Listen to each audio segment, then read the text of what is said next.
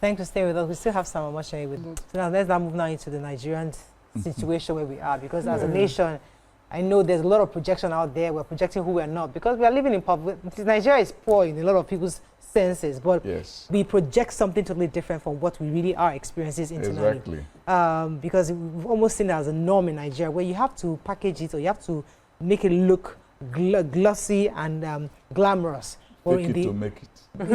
So, but in the real sense of it, as a nation, like the Nigerians are grappling with all the policies the current administration has put out there, and they're asking that question: that when are we going to see a better Nigeria?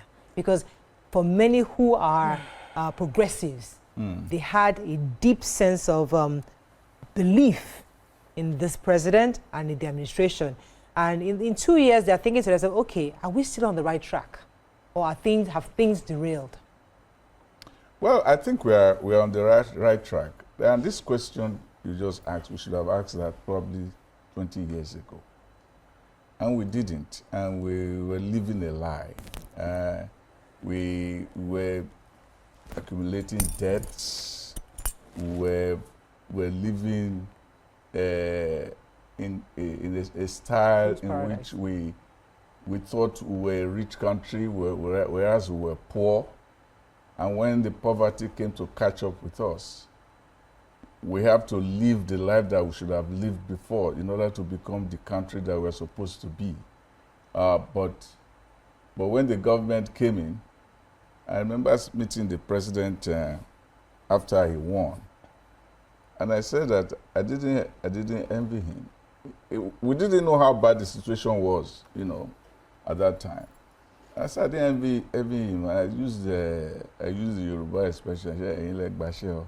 Say, yeah, you're the one that took this task school. I said, yes. He said, well, that he was quiet for a while. Then he said, well, he has taken the task, and it's all about thinking and getting things done. That's what it is. But when you get to the table and you see the figures before you, and you have to deal with it, then you have to deal with it. Well, some things were very clear going in, and it was clear to everybody that one, we couldn't continue with the exchange regime that we had. We couldn't continue with the subsidies that we had. And everybody agreed, everybody agreed that that was going to be the situation. The point is that after agreeing, when hardship is coming, you do not know how it will look like until you get into it. And that is where we are right now. And we had to do it. He had to remove the subsidy. He had to redress the issue of the exchange rate. And it had to come with this birth pangs. And that's what we are going through. Okay, so and he had the courage to do it. If he did not do it the time he did it, maybe Nigeria will be looking at Venezuela by now.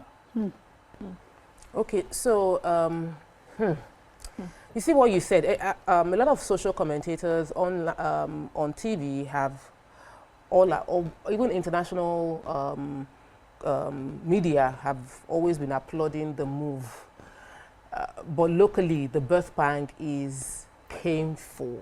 It is extremely.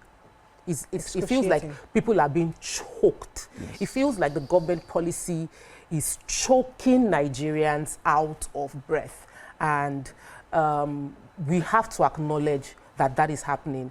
And I would like to hear your thoughts on if you feel the government is adequately addressing the short-term, reprieve, even as we are going to achieve long-term benefits. Do you think the administration is adequately addressing it? And how do you think they can address it to get to the people? Because right now, the people don't want to hear the English of it is long-term benefits, go through short-term pain. They want to live. They feel like this is choking them out of life. Yeah, human beings, we are not made to suffer. Yeah? We are not made to suffer. We are meant to survive. And in surviving, we want it to be easy. And it is not always easy, especially when we dig ourselves a big hole where we were. I remember the president has said it a number of times. The trillions of debts that the country had, and the fact that it has reduced it considerably. But when you are trying to solve a situation like this, you have to keep the structure first before the thing will get down to the people. Remember, I use the expression when you are on the plane. They tell you when there is a loss of oxygen, said the mother should first of all wear your own mask before that of your child, because in trying to wear that of the child, both of you might suffocate. So there is the problem with the short-term thing was the issue of palliatives, and the problem is both government and also the people. You know, how do you get palliatives to the people without it being corrupted, without being sabotaged and bastardized? I remember they were distributing rice. Was it customs or so distributing rice?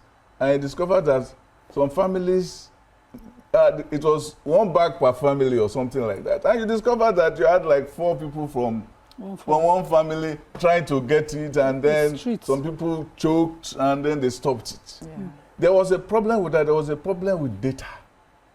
How do we get it to the right people? And then there was a problem with the political class. I think that was a teething problem that I really was concerned about, the percent of that, and then cash transfers. Who do you give it to, and who will not get it? And if you get it, will you confess that you get it? I mean, I understand there was somebody who got it and didn't tell the people around them that I don't get to, you know.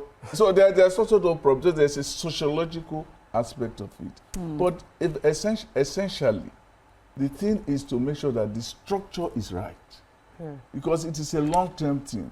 It's just like I always refer to the story in the Bible when the children of Israel, that's in Exodus, when they were being whipped by Pharaoh, and all of them were happy. Oh, we are going to cross the river and so on. And then they got there, and they were saying, "Where have you brought us? Why did you bring us here?" At least when we were there, we were eating all kinds of things. Even though they were whipping us, we were still eating, and so on. So it's not easy to suffer. Let me go on a very short break. Yes. When I come back, we continue this conversation. Stay with us. We'll be right back.